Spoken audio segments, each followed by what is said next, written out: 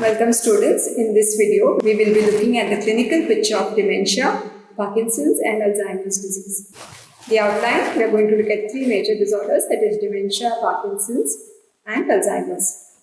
The learning outcome, at the end of the video, the student will be able to describe the clinical picture associated with dementia, the features of Parkinson's disease as well as Alzheimer's disease.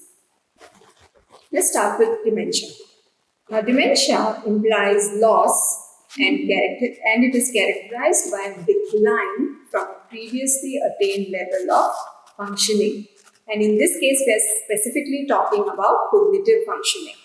So, dementia involves a loss of cognitive function, the various cognitive activities that we are able to engage in. And if that activity starts deteriorating, if our memory starts deteriorating, our ability to pay attention starts deteriorating, and any other cognitive activity, if we cannot perform it to the optimal level, then that would indicate a kind of a loss which is characteristic of dementia. Dementia usually has gradual onset. It starts gradually and takes its hold and runs its course in a very slow fashion. One of the early cognitive functions that is affected is memory. As time progresses, deficits start arising in abstract thinking, acquisition of knowledge, motor control, judgment, visuospatial perceptions, problem solving, etc. There is also impairment in emotional control and in the moral and ethical sensibilities. In many cases, dementia can be progressive or static, but progressive cases are more common as compared to the static cases. Occasionally, it is reversible if it has a cause that is either removable or treatable. But in most cases, dementia does not have a full cure. DSM-5 has recommended a change in nomenclature wherein they have tried to change the name of this disorder, calling it major neurocognitive disorder instead of calling it dementia, simply to reduce the stigma associated with it. Now, there are multiple types of disorders that are known to cause dementia, but one of the major causes is Alzheimer's disease, followed by stroke. Then there are multiple causes. There is Parkinson's disease, which can also lead to dementia. Any form of brain trauma or brain injury can cause dementia, and there are other factors as well. In addition to these, infections, diet can also play a major risk factors for the onset of dementia. Moving on to Parkinson's disease. Parkinson's disease is the second most common neurodegenerative disease after Alzheimer's. It is more common in men as compared to women.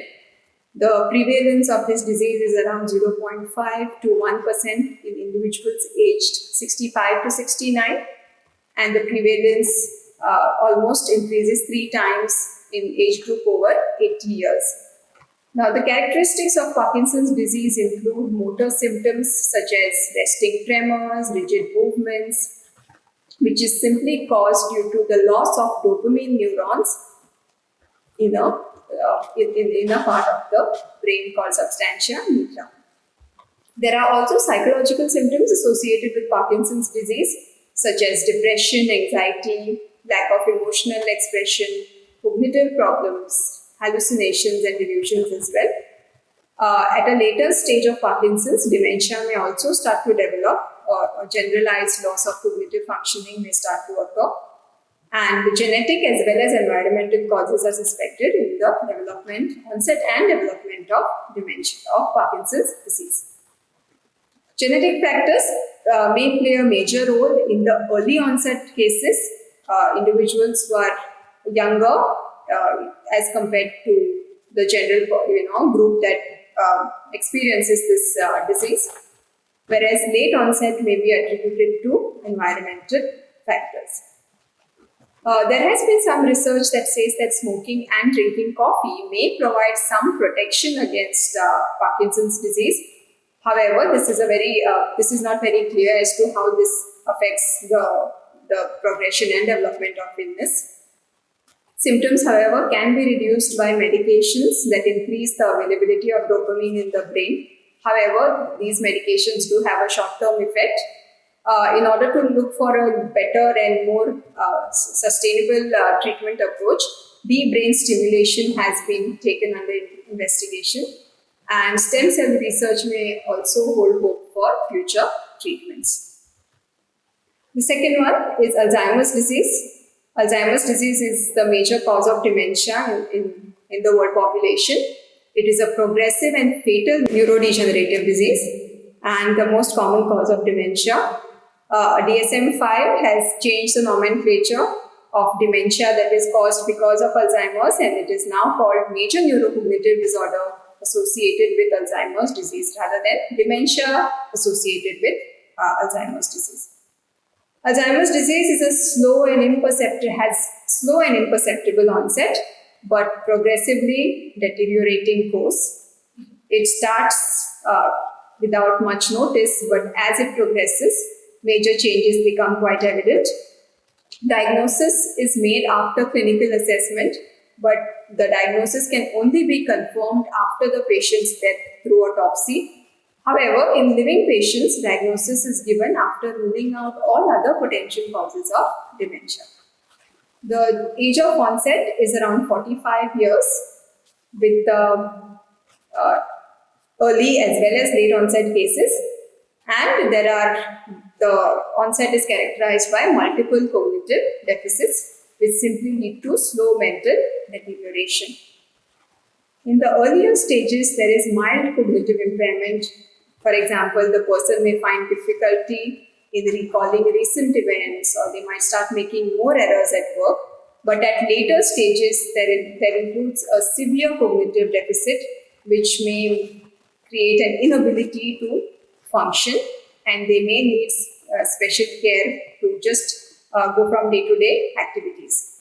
There is also something called as empty speech that is associated with Alzheimer's disease, in which the person may engage in conversations which have proper grammar and syntax, but the speech is quite vague, pointless, and meaningless.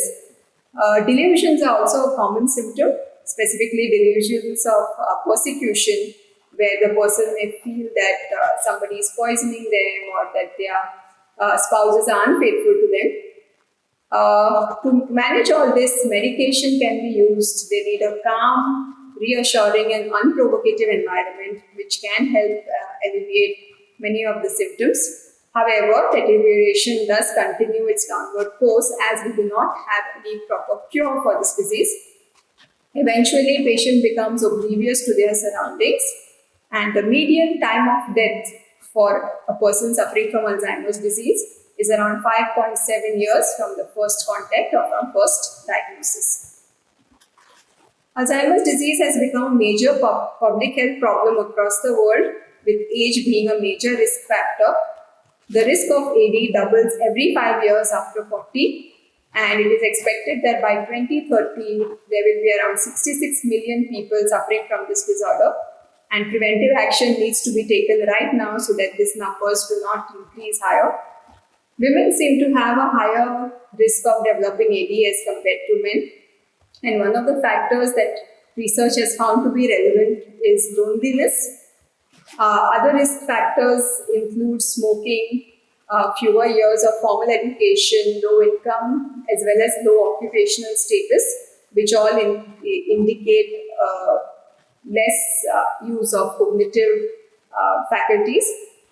Then prevalence is also higher in the European and the North American countries and lower in Africa, India, and Southeast Asia, which may indicate the importance of lifestyle factors.